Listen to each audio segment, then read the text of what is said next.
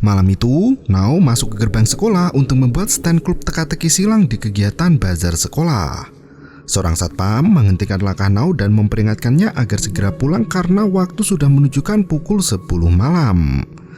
Satpam itu mengusir Nao dan menyeretnya ke arah gerbang sekolah. Saat satpam itu mendapat telepon, Nao berlari menyelinap masuk ke dalam sekolah. Kaki satpam yang sedang pincang membuatnya kesulitan mengejar Nao yang berlari sangat kencang.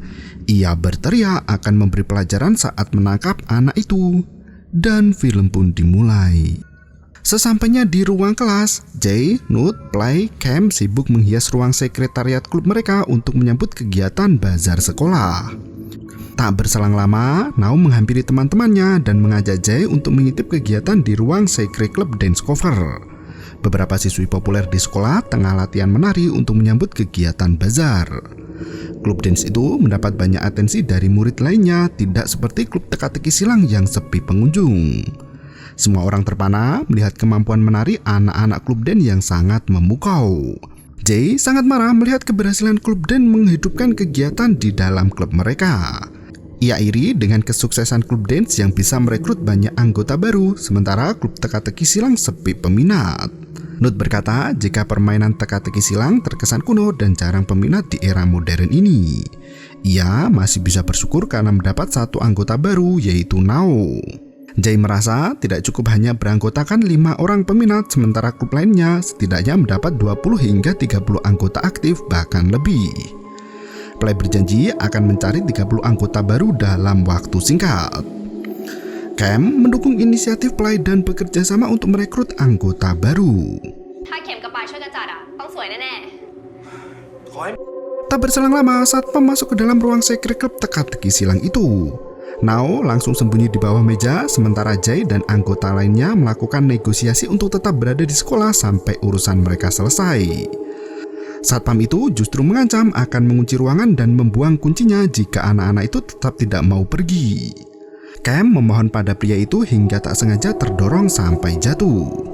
Jay merasa satpam sekolah sangat kasar pada murid-murid di sana. Satpam itu justru mengancam akan membunuh siswa yang berani melawannya. Satpam itu melangkah pergi sembari mematikan lampu di semua ruang sekolah. Beberapa anak dari klub lain tampak sudah pergi dan keluar dari kawasan sekolahnya. Satpam itu menggembok gerbang depan berharap para murid segera pulang ke rumah dan beristirahat dengan tenang. Tepat jam 2 dini hari, anggota klub teka-teki silang masih berada di dalam ruangan mempersiapkan acara esok hari dalam kegelapan. Setelah semua hiasan terpasang seluruhnya, Jay tampak bangga dengan kinerja tim yang berhasil menang melawan satpam pincang. Nao menceritakan pengalaman saat hendak masuk sekolah dan dihalangi oleh satpam pincang itu. Nut berkata jika satpam itu merupakan veteran perang yang cedera saat tugas hingga kakinya cacat dan jadi pincang. Ia dipekerjakan sekolah untuk mengusir pencuri karena tubuhnya sangat kuat. Jay justru berkata jika satpam di sekolahnya itu tidak seperti mantan tentara, namun lebih mirip seperti narapidana kasus pembunuhan. Nao menambahkan jika satpam itu terlihat seperti psikopat yang siap menggorok leher para mangsa dan dipotong tubuhnya dimasukkan ke dalam toples. Melihat kedekatan Nao dan Jay membuat Play takjub melihatnya. Kakak kandung Nao yaitu Nut berkata jika adiknya sangat mengidolakan Jay, maka dari itu Nao mau ikut bergabung ke dalam klub teka-teki silang. Jay mengajak teman-temannya untuk bergegas pulang karena semua persiapan sudah selesai dan tertata rapi.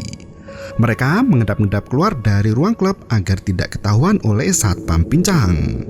Waktu itu, Pak Satpam terlihat sedang mengasah pisau tajam sambil minum alkohol. Seketika itu, ia mengetahui ada beberapa siswa yang bersembunyi dari kejauhan. Ternyata, selain Jay, ada murid lain yang masih bertahan di sekolah sampai larut malam. Mereka keluar dari persembunyian dan meminta maaf pada Pak Satpam yang berjaga. Dua siswi itu menjelaskan jika mereka terpaksa bertahan di sekolah untuk mengatur stand klub yang tak kunjung usai. Satpam itu langsung menampar dua pemuda dan mengusirnya dengan kasar. Jay bersama teman-temannya langsung pergi menghindari satpam galak dan ringan tangan. Mereka tak habis pikir mengapa satpam itu marah besar sampai memukul hanya karena ada anak yang telat pulang sekolah. Karena hari sebentar lagi pagi, Jay mengajak teman-temannya untuk menginap di klub agar tidak terkena tamparan satpam itu.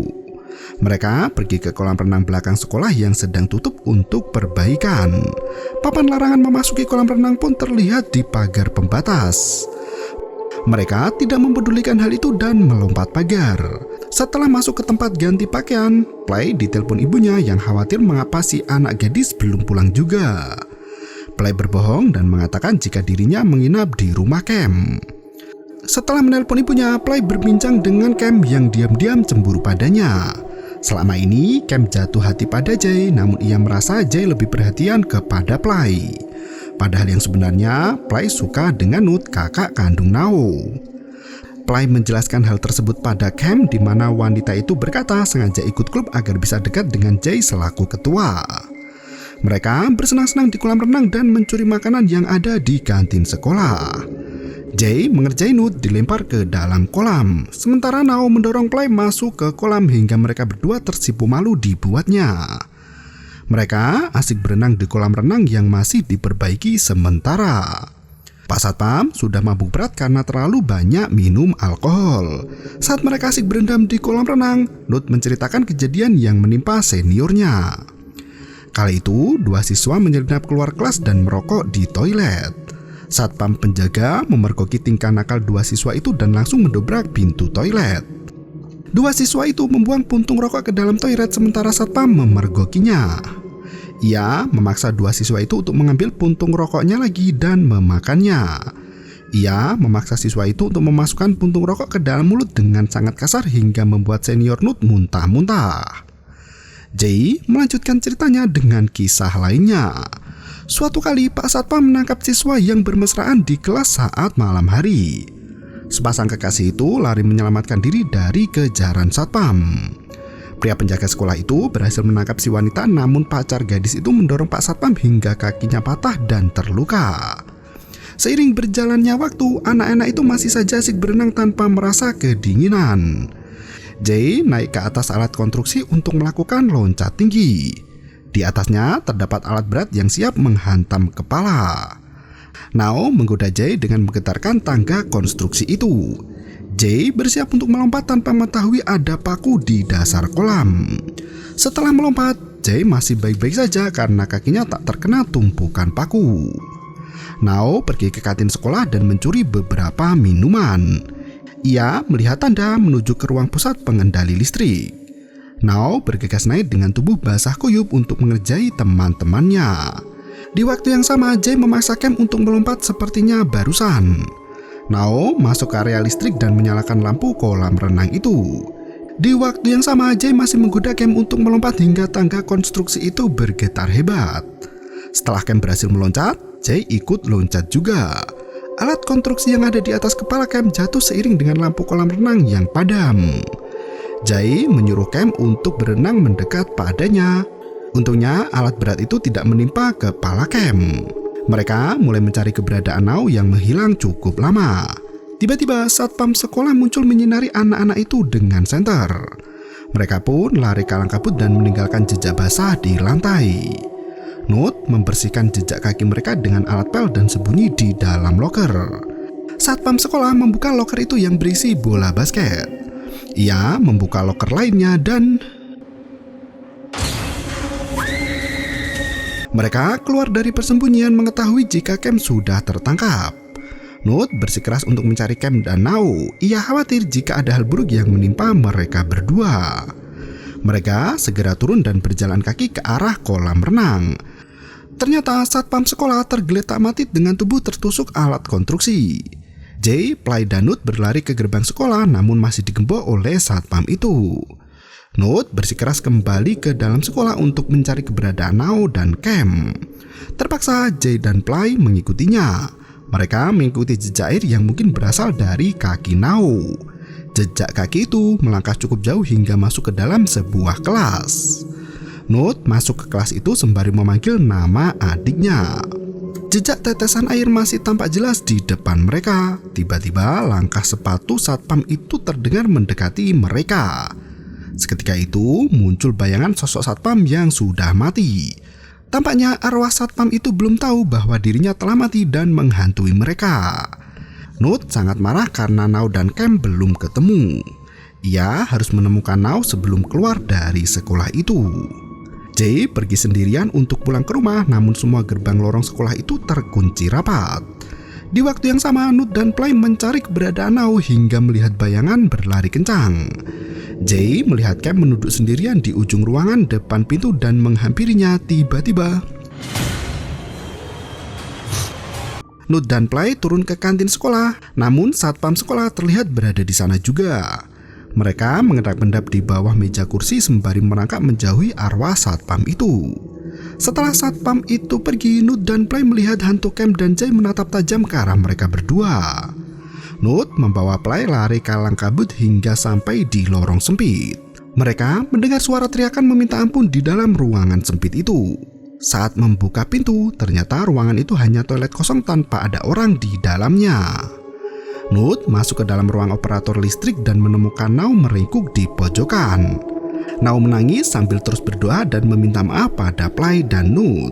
Nao berkata jika dirinya sama sekali tidak bermaksud untuk membunuh mereka semua. Nut dan Play kini mengerti kejadian yang sebenarnya menimpa mereka. Saat menyalakan lampu kolam renang, terminal listrik dari alat konstruksi itu masuk ke dalam kolam renang dan membuat teman-temannya kesetrum sampai mati. Nao dipergoki oleh satpam sekolah yang mengejarnya, namun satpam itu tersandung dan tubuhnya tertusuk besi tangga konstruksi.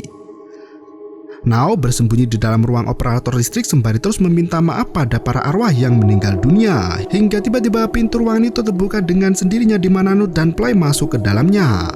Play mengajak Nut pergi karena mereka sudah menemukan Nao. Seketika itu arwah Jay, Cam, dan satpam muncul bergabung dengan mereka semua. Lantai di ruangan itu basah kuyup bersama dengan arwah yang menghilang. Nao bersimpuh meminta maaf di depan genangan air itu hingga pintu ruangan itu menutup kembali dan film pun berakhir. Kisah yang disutradarai oleh Chayapura ini menunjukkan konsekuensi dari bersenang-senang tanpa batas. Meski mereka semua manusia memiliki hak asasi, namun bukan berarti bisa bebas berbuat keonaran. Terlebih lagi, keisengan berakibat kematian. Nao tidak pernah berniat untuk membunuh teman-temannya, namun hanya dalam sedetik saja sengatan listrik membunuh mereka semua.